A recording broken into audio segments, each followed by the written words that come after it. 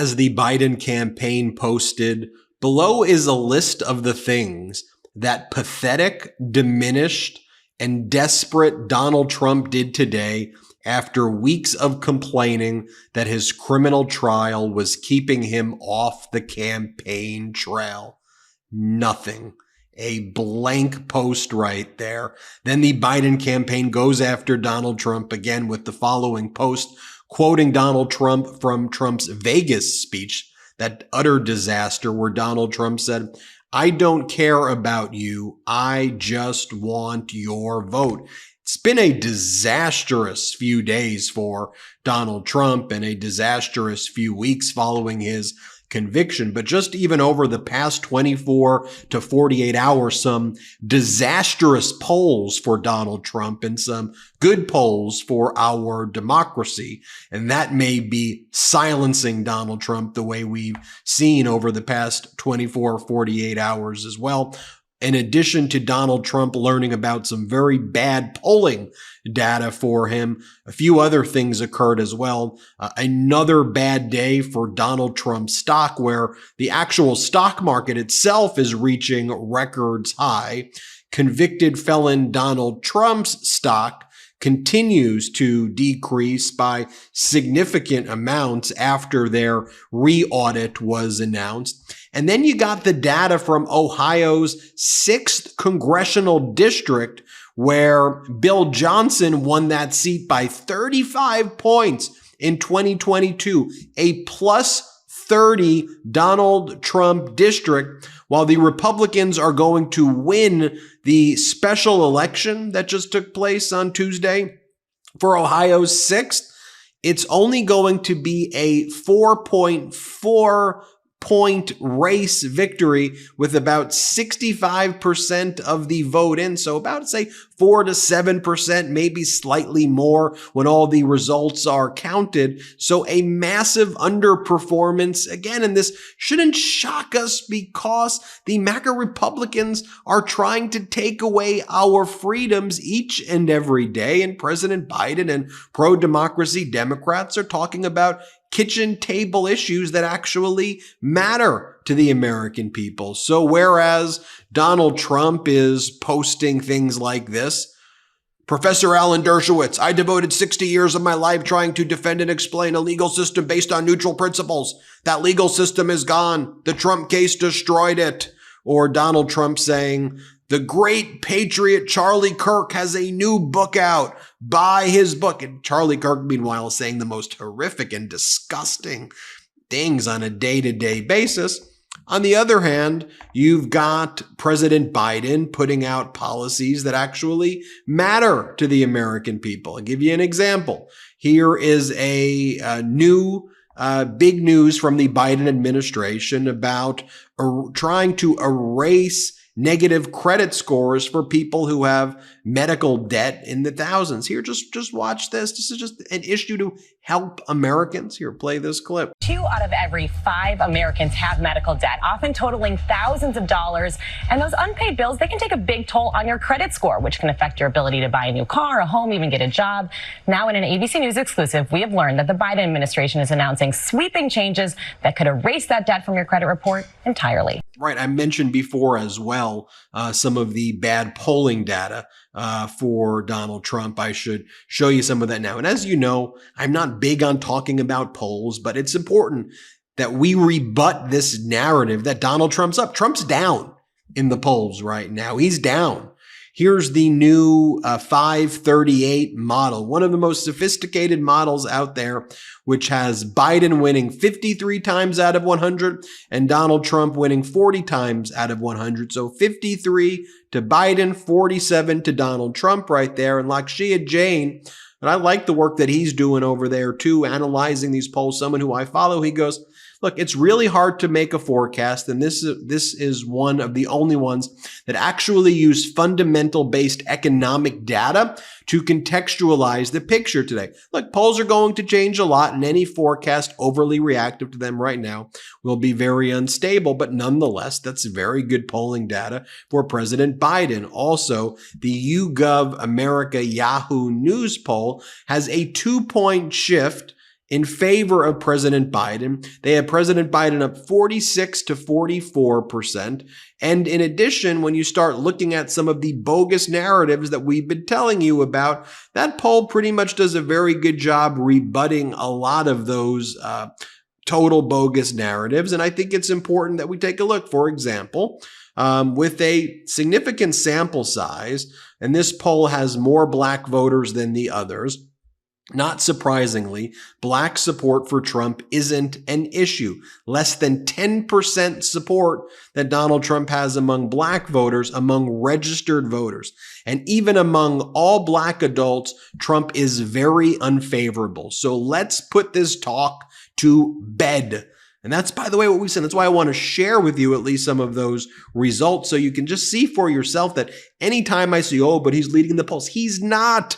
That is a Trump-pushed, corporate media pushed, right-wing propaganda pushed narrative. And again, I'm not big on polls. I think they underestimate the strength of the pro-democracy community and how much the Republican Party has shrunk as it's gone full MAGA and it's become an extremist, authoritarian, wannabe party. But nonetheless, let's stop with the narratives that Trump's up because it is false. By the way, some other big actual news. When President Biden promised on March 26th after the Baltimore bridge collapse, promises kept. President Biden said, we're going to send all the federal resources they need. The people of Baltimore can count on us to stick with them at every step of the way until the port is reopened and the bridge is rebuilt. Well, breaking news, the Baltimore Key shipping channel fully reopens after Francis Scott Key Bridge collapse. So yet another promise kept by President Biden. Hey, Midas Mighty. So a little while ago, we had the idea that we wanted to sell the best pro-democracy merchandise in the game for the MeidasTouch network. And candidly, we had no idea where to even get started. That's why I'm so glad that we found Shopify. Shopify is the global commerce platform that helps you sell at every stage of your business, from the launch your online shop stage to the first real life store stage, all the way to the did we just hit a million order stage. Shopify's there to help you grow. Whether you're selling scented soap or offering outdoor outfits, Shopify helps you sell everywhere, from their all-in-one e-commerce platform to their in-person POS system. Wherever and whatever you're selling, Shopify's got you covered. Shopify helps you turn browsers into buyers with the internet's best converting checkout, 36% better on average compared to other leading commerce platforms, and sell more with less effort thanks to Shopify Magic, your AI-powered all-star. We use Shopify at store.meidastouch.com, and it has completely revolutionized our business. It allows us to easily manage our shop, view analytics, provide the best customer service, and streamline our entire online shopping experience from A to Z. We wouldn't be able to bring you all the products you know and love without Shopify, and we can't speak highly enough about it. Shopify powers 10% of all e-commerce in the US, and Shopify is the global force behind Allbirds and Rothy's and Brooklinen and millions of other entrepreneurs of every size across 175 countries. Plus, Shopify's award-winning help is there to support your success every step of the way, like they were there for us here on the MeidasTouch network. Because businesses that grow with Shopify, and we can attest to that. Sign up for a $1 per month trial period at shopify.com/Midas, all lowercase. Go to shopify.com/Midas to take your business to the next level today. Shopify.com/Midas. I should add that there was something that Donald Trump did do today. He met with a probation officer because he is a convicted felon. Trump told the probation officer he does have a gun in Florida. Felons can't possess a gun in that state. So one of the issues here is Trump demanding special treatment about having this gun. He has to turn in the gun before sentencing. But I predicted, too, that Donald Trump would never follow the rules when it came to that probation officer interview. I do want to show you this as well right here. I don't really want to play. I hope you will indulge me that I don't want to play any more of those Trump clips from Vegas. I've done a lot of videos on them, enough of those videos. But We did a transcript at the MeidasTouch Network of what Donald Trump actually said in Las Vegas, Nevada, when he gave that speech on June 9th, 2024. I think that was a big moment too in the race, because I just noticed so many more people were watching it and paying attention and saying, whoa, what's he talking about? Electrocuting himself over being eaten by sharks? Like, whoa, corporate media, why are you acting like this guy's normal? We're seeing that now. So here's the transcript of what Donald Trump said in his speech. So I'm not going to do his voice, but I'm just going to read it to you normally. Ready? Trump goes, "So I said, let me ask you a question." And he said, "Nobody ever asked this question, and it must be because of MIT. My relationship to MIT, very smart." He goes, "I say, what would happen if the boat sank from its weight? And you're in the boat and you have this tremendously powerful battery, and the battery's now underwater, and there's a shark that's approximately 10 yards over there." By the way, a lot of shark attacks lately. Did you notice that? A lot of shark. I watched some guys justifying it today. Well, they weren't really that angry. They bit off a young lady's leg because of the fact that they were not hungry, but they misunderstood who she was. These people are cray. He said there's no problem with sharks. They just didn't really understand. A young woman swimming now really got decimated, and other people too. A lot of shark attacks. So I said, so there's a shark 10 yards away from the boat, 10 yards or here. Do I get electrocuted? If the boat is sinking, water goes over the battery. The boat is sinking. Do I stay on top of the boat and get electrocuted? Or do I jump over by the shark and not get electrocuted? Because I will tell you, he didn't know the answer. He said, "You know, nobody's ever asked me that question." I said, "I think it's a good question. I think there's a lot of electric current coming through that water. But you know what I do? If there was a shark or you get electrocuted, I take electrocution every single time. I'm not going near that shark." That's what Donald Trump said. Okay, let's compare what he said there to what President Biden said in his speech today before the Moms Demand Action Group for gun safety in America. Here's what President Biden said today. Play the clip. My predecessor told the NRA convention recently, he's proud that, quote, "I did nothing on guns when I was president. And by doing nothing, he made the situation considerably worse." That's why every town, why this summit, why all of you here today are so damn important. We need you. We need you to overcome the unrelenting opposition of the gun lobby, gun manufacturers, so many politicians when they oppose common sense gun legislation. Let me show you one more clip of what President Biden said. Play the clip.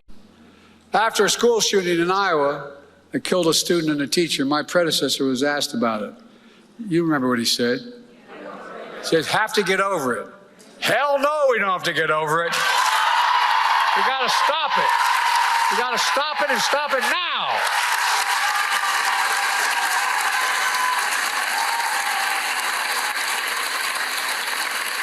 And it's President Biden's stance right there when it comes to common sense gun safety measures that led the Golden State Warriors coach, Steve Kerr, to say, look, that's what I want in a president. Someone guns are overwhelmingly the cause of death of many kids, the most prevalent cause.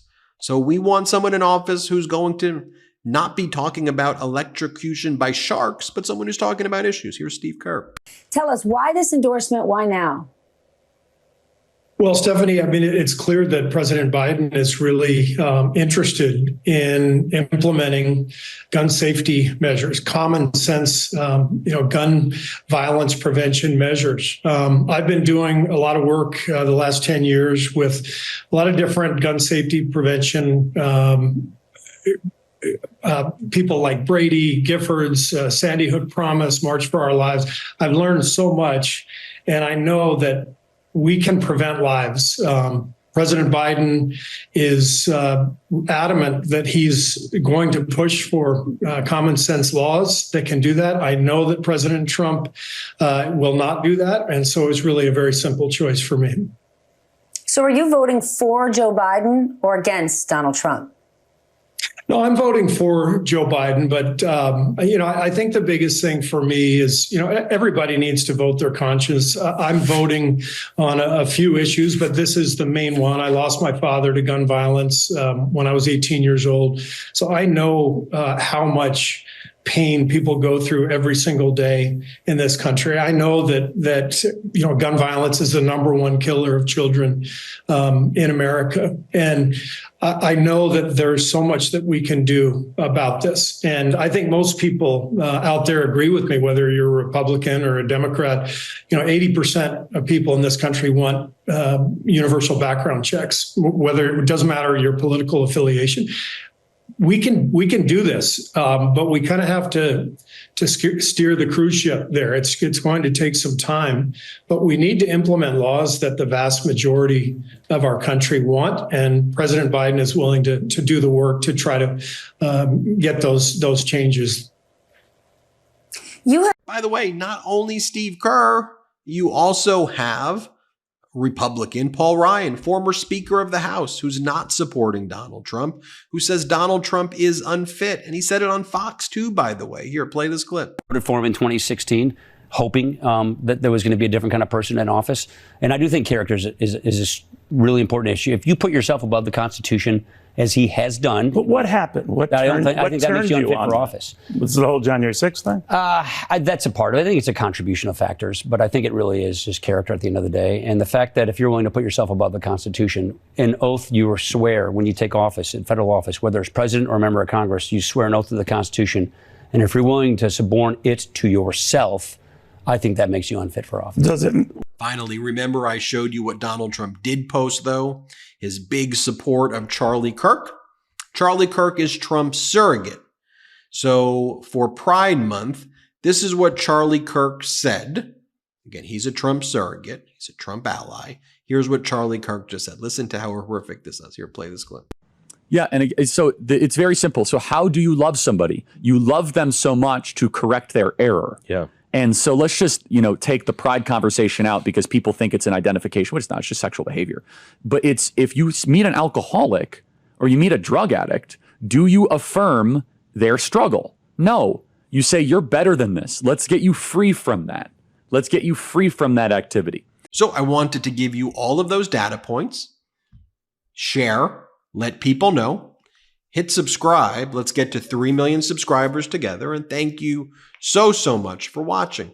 Hit subscribe. Have a wonderful day. Love this video? Make sure you stay up to date on the latest breaking news and all things Midas by signing up to the MeidasTouch newsletter at MeidasTouch.com/newsletter.